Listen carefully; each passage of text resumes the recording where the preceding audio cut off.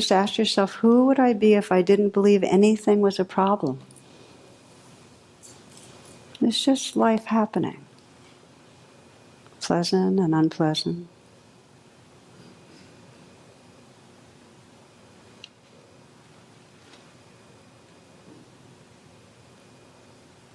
You might bring it right into the moment and say, really, who am I if there's no problem right now?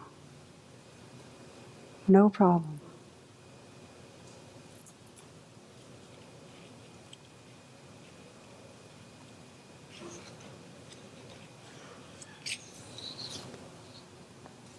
This is the portal into that attitude of being open, relaxed.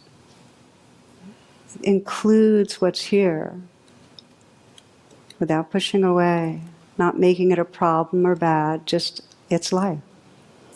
And the teachings really are that there's no freedom as long as we're trying to control things, as long as we have an assumption that it's wrong or bad. As long as we have assumption that something needs to be different in order for us to be okay. Now you can open your eyes if you'd like or not, but final example about the power of relaxing and opening as a portal to liberation. And this is one of my favorite stories from the sutras in the time of the Buddha. Ananda was the Buddha's cousin and his most devoted disciple.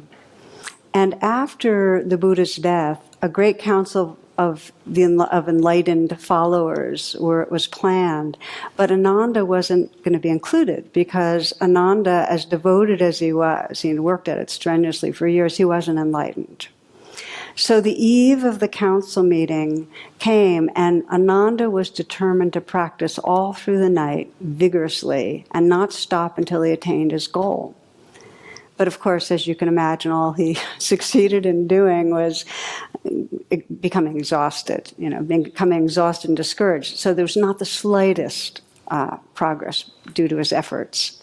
So finally, it's coming towards dawn, and he just decides to let go of all his striving and his efforts and just rest. So he leans back on his pillow, and in that state, where he was not efforting, there was no greed for anything to be different, no striving, he became enlightened.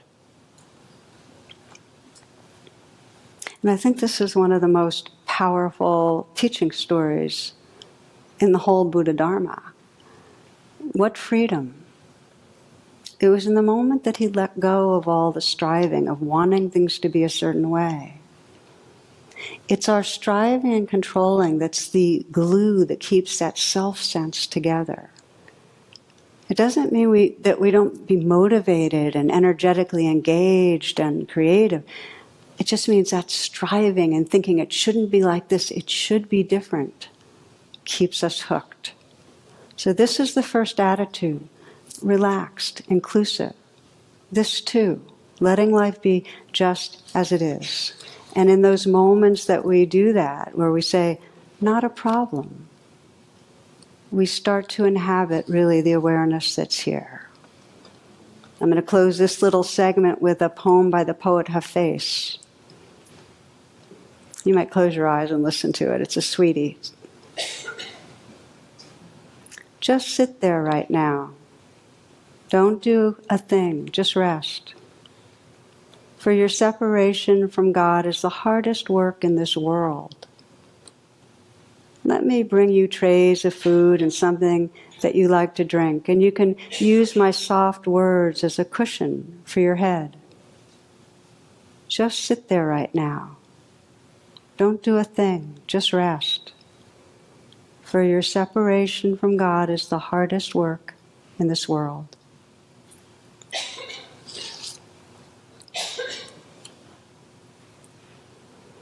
Okay. So, the first attitude really is that relaxing open, discovering the space that things are happening in.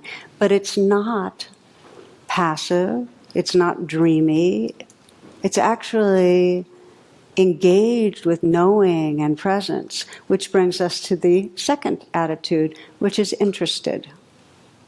It's amazing. You can have almost anything go on, the most challenging stuff.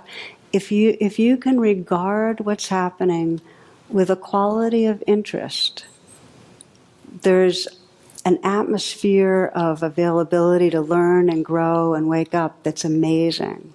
So interest is a quality of awareness. It's, if you think of, I like the metaphor of a sunlit sky. If you think of the open sky as relaxed, open space, the first attitude, it's the light of the sun that's the interest. It's that knowing quality. And it's intrinsic to all of us. I mean, the youngest children have an interest. You can see their awareness. It just wants to know what is what, you know. So a little girl was sitting on her grandfather's lap. He's reading her a bedtime story. From time to time, she'd take her eyes off the book and reach up to touch his wrinkled cheek. She was alternately stroking her own cheek and then his again. Finally, she spoke up. "Grandpa, did God make you?" "Yes, sweetheart," he answered. "God made me a long time ago." "Oh," she paused. "Grandpa, did God make me too?" "Yes, indeed, honey." He said, "God made you just a little while ago." And feeling their respective faces again, she observed, "God's getting better at it, isn't he?"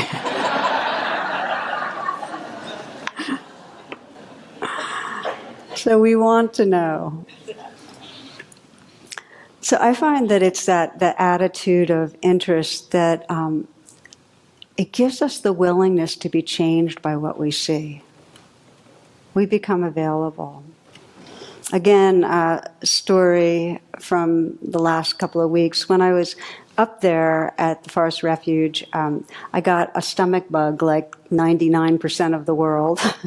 And at one point I called my doctor's office just to see what I might expect or what's going on. One of my questions was, how long does this thing last? And in my mind I was thinking, 3 to 5 days. And the nurse said, well, yeah, 3 to 5 weeks, which of course wasn't what I was hoping for. And it turned out that wasn't the case. I had a different version. But the point here is that because my body was going through unpleasant states, and because I could see all that conditioning of how long is this going to last, and if it was really going to be 3 to 5 weeks, have to cancel the Wednesday night classes, cancel my day long, can't go to San Diego. It's like I was rolling ahead into the future.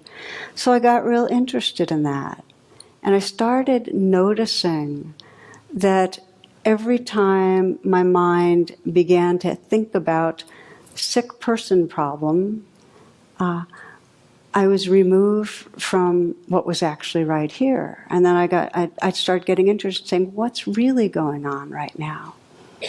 And right now was sensations, it was heat, it was achy, it was, uncomfortable, but also right here, right now, was aliveness and some space and some kindness towards it, and a mystery that's right here when we really, really get quiet, that was so far more gratifying and a feeling of at home than any of these storylines I was running. And it was because I just was interested that it kind of unhooked me and allowed me to come back again to the in an engaged way to what was actually right here, into this reality right here.